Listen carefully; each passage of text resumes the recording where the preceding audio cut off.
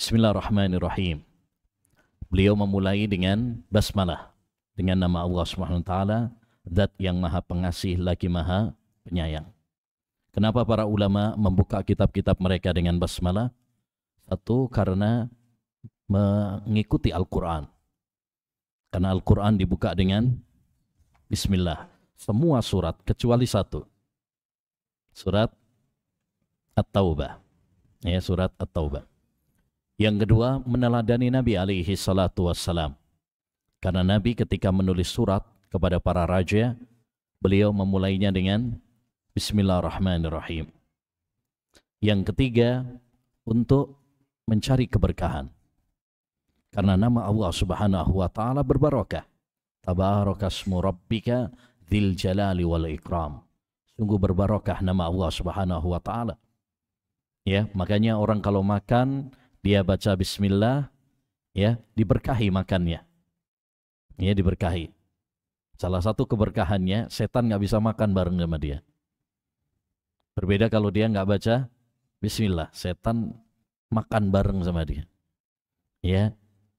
Di antara keberkahan nama Allah SWT juga kalau kita nyembelih, ya, kemudian membaca bismillah, maka sembelihannya halal.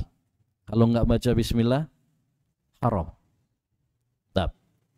Yang keempat, hikmahnya kenapa memulai dengan bismillahirrahmanirrahim, ya, agar kita mendapatkan rahmat dan kasih sayang.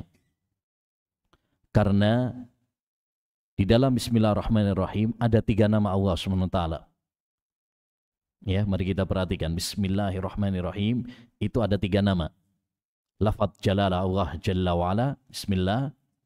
Kemudian Ar-Rahman dan Ar-Rahim. Ar-Rahman, Ar-Rahim itu artinya Maha Pengasih lagi Maha Penyayang. Dengan kita memulai dengan Bismillahirrahmanirrahim, mudah-mudahan kita disayang oleh Allah Subhanahu wa taala, mendapatkan rahmat dari Allah Subhanahu wa taala. Dan juga sebagai pelajaran bahwa ilmu itu harus menumbuhkan kasih sayang. Ya, ilmu itu harus menumbuhkan kasih sayang. Makanya semakin orang ngaji ilmu agama, harusnya semakin sayang. Sayang kepada Allah SWT dan sayang kepada sesama. Ya, semakin sayang sama orang tuanya, semakin sayang kepada istrinya, semakin sayang kepada anaknya, semakin sayang kepada teman-temannya. Ya, irhamu man fil ardi yarhamkum man fis sama. Sayangilah yang di muka bumi, niscaya Allah yang di atas langit akan sayang kepada kalian. Oleh karenanya kata Imam Ibnul Qayyim rahimahullahu ta'ala, ar-rajulu kullama ittasa'a ilmuhu ittasa'at rahmatuh. Orang itu semakin luas ilmunya, maka semakin luas kasih sayangnya. Dan ini faedah penting bagi kita, ikhwan. Semakin kita ngaji harus semakin sayang, ya, termasuk sayang sama keluarga, sayang kepada sesama, ya, terutama kepada para penuntut ilmu yang udah ngaji.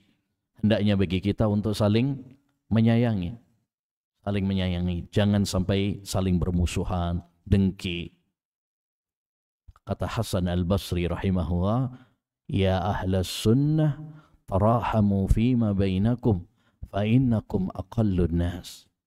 Wahai ahlus sunnah, hendaknya kalian saling menyayangi di antara kalian, karena kalian orang yang paling sedikit jumlahnya. Kita ini udah dikit, jangan udah dikit tengkar lagi, ya. Harusnya saling apa?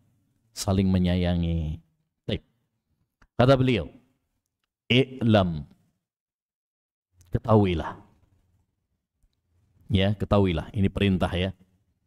Dan biasanya kata i'lam itu digunakan untuk kalimat-kalimat yang penting. Isinya adalah kalimat-kalimat yang penting yang hendaknya diperhatikan. Contoh dalam Al-Quran ya. Dalam surat Muhammad ayat 19.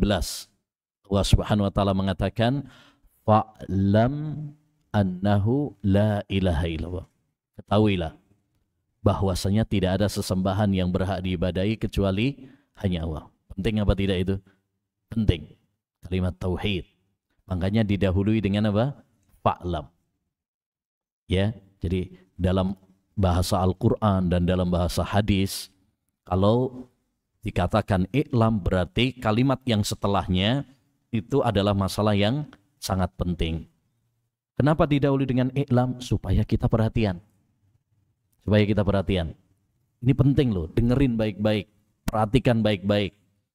Jangan sampai ngelamun, ngantuk, ya, bengong. Kadang-kadang kita hadir dalam majelis ilmu, jasadnya hadir, tapi pikirannya melayang. Ya, kayak kita sholat juga begitu ya.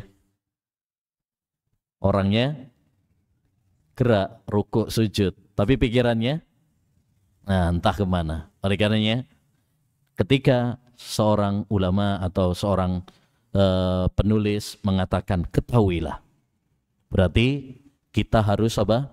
Fokus. Karena memang belajar itu butuh fokus. Belajar itu butuh fokus. Ya, pasang telinga kita baik-baik, pasang hati kita, ya, pasang pikiran kita. Inna fi dzalika ladzikra liman kana lahu qalbun aw alqas sam'a wa huwa syahid. Al-Quran itu adalah peringatan bagi siapa? Bagi yang memasang telinganya, ya, dan membersihkan hatinya dan menggunakan pikirannya. Baik. Hadani Allahu wa iyyaka li ahsanil akhlaq. Ini doa.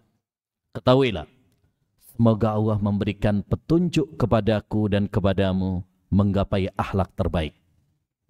Dan ini salah satu manfaat kita ngaji kitab. Apa salah satu manfaatnya? Dapat doa ulama. Ya kan? Dapat doa ulama. Siapa yang nggak pengen didoakan? Ya, senang didoakan oleh seorang ulama. Semoga kita diberi, kata beliau tadi apa? Diberi hidayah, petunjuk untuk bisa menggapai akhlak yang mulia.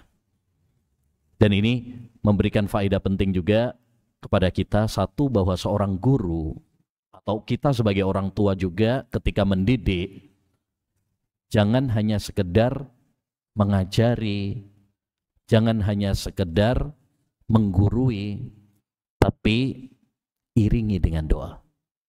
Iringi dengan doa.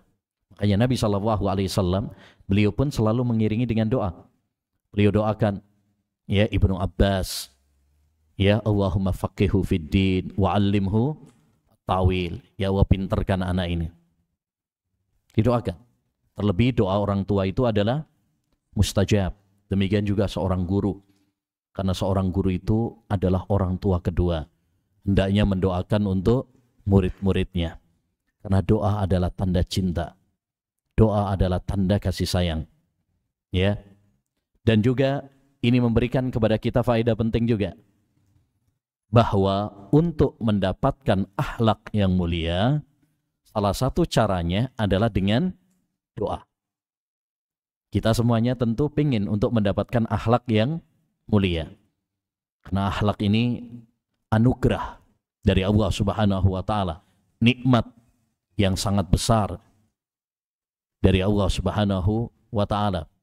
Bahkan disebutkan oleh Nabi alaihi salatu wassalam, amalan yang paling memberatkan timbangan di akhirat adalah akhlak.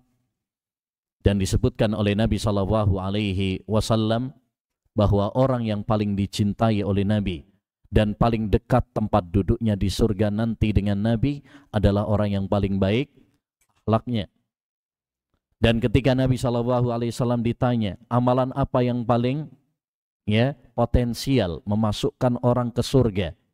Jawaban Nabi, takwa dan akhlak. Ya, tentu semuanya ingin untuk mendapatkan akhlak yang mulia. Tapi bagaimana caranya agar kita mendapatkan akhlak? Ya, satu yang paling penting tadi apa? Doa. Perbanyak doa supaya kita diberi oleh Allah SWT akhlak yang mulia. Karena akhlak itu anugerah. Sebagaimana rizki, hanya Allah yang memberikan rizki kepada kita, begitu juga akhlak. Hanya Allah yang bisa memberikan akhlak kepada kita. Makanya di antara doa yang diajarkan oleh Nabi, Allahumma hdini li ahsanil akhlaq, la yahdi li ahsaniha illa anta. Ya Allah, berikan kepadaku akhlak yang baik. Tidak ada yang memberikan kepadaku akhlak yang baik kecuali hanya Engkau. Wasrif anni sayyi'aha.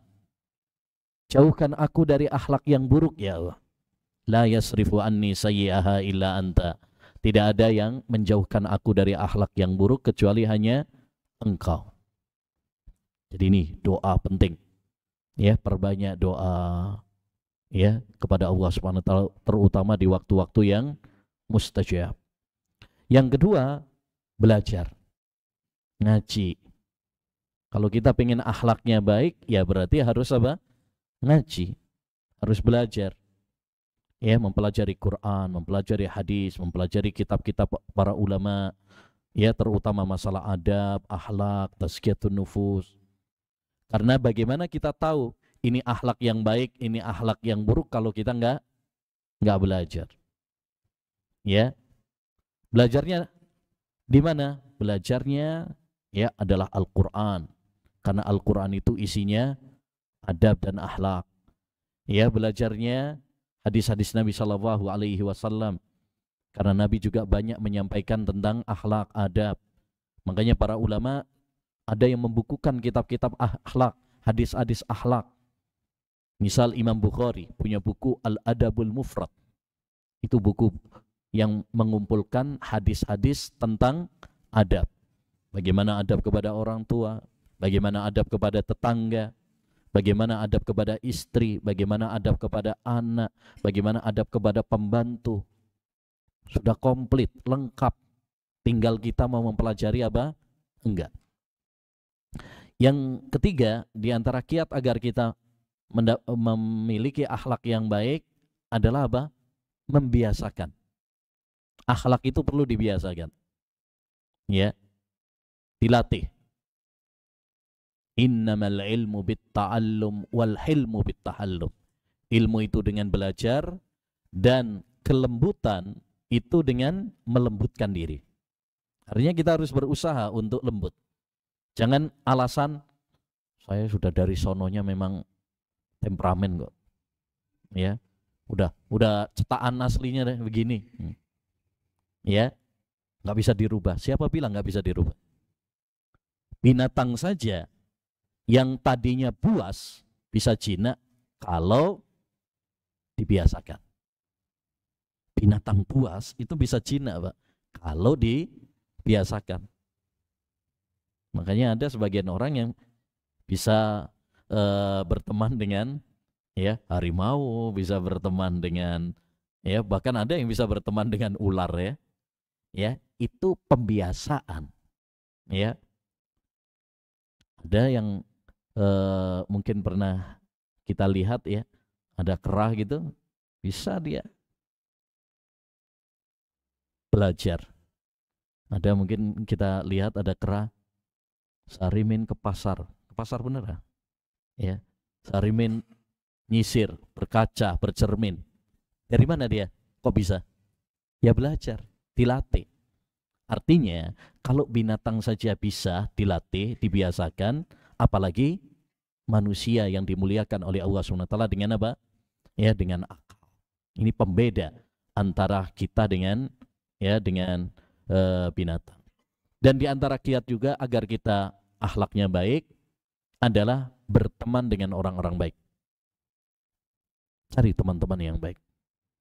Ya, karena teman itu pengaruhnya apa? Besar. Banyak orang yang rusak gara-gara salah pergaulan. Sebagaimana betapa banyak orang mendapatkan hidayah karena berteman dengan orang-orang yang baik. Makanya Nabi mengatakan almar'u ala dini khalilih. Seorang itu berdasarkan agama temannya. Ya. Taib.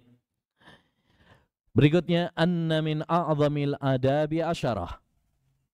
Ya, ketahuilah semoga Allah memberikan petunjuk kepadaku dan kepadamu menggapai akhlak terbaik, bahwasanya di antara adab yang paling agung adalah 10 adab. Tentu adab-adab dalam Islam itu apa? Banyak ya. Tetapi di dalam buku ini yang beliau akan bahas hanya 10. Ya, ini bukan pembatasan. Bukan berarti 10 itu ya hanya ini saja adab itu, tidak. Tetapi beliau dalam buku yang ringkas ini hanya membahas 10. Kenapa 10 ini saja? Satu, karena ini yang paling ditekankan di dalam agama. 10 ini yang paling ditekankan di dalam agama. Yang kedua, 10 ini yang sering kita butuhkan sehari-hari. Jadi kalau kita perhatikan, nanti misalkan adab salam, adab minta izin, makan, berpakaian, berbicara, itu kita butuhkan setiap hari. Kan ada amal-amal ibadah itu, ada yang setiap hari kita butuhkan, ada yang jarang-jarang. Contoh misalkan, ya, sholat, wudhu, itu setiap hari. Ada yang jarang, haji misalkan. Nggak setiap orang berangkat haji. Sekali seumur hidup aja belum tentu berangkat. Ya, yang paling kita utamakan tentu adalah amalan-amalan yang kita ya lakukan setiap harinya. Ya, adab juga demikian. Ada adab yang kita butuhkan setiap hari, tentu prioritas kita lebih utama.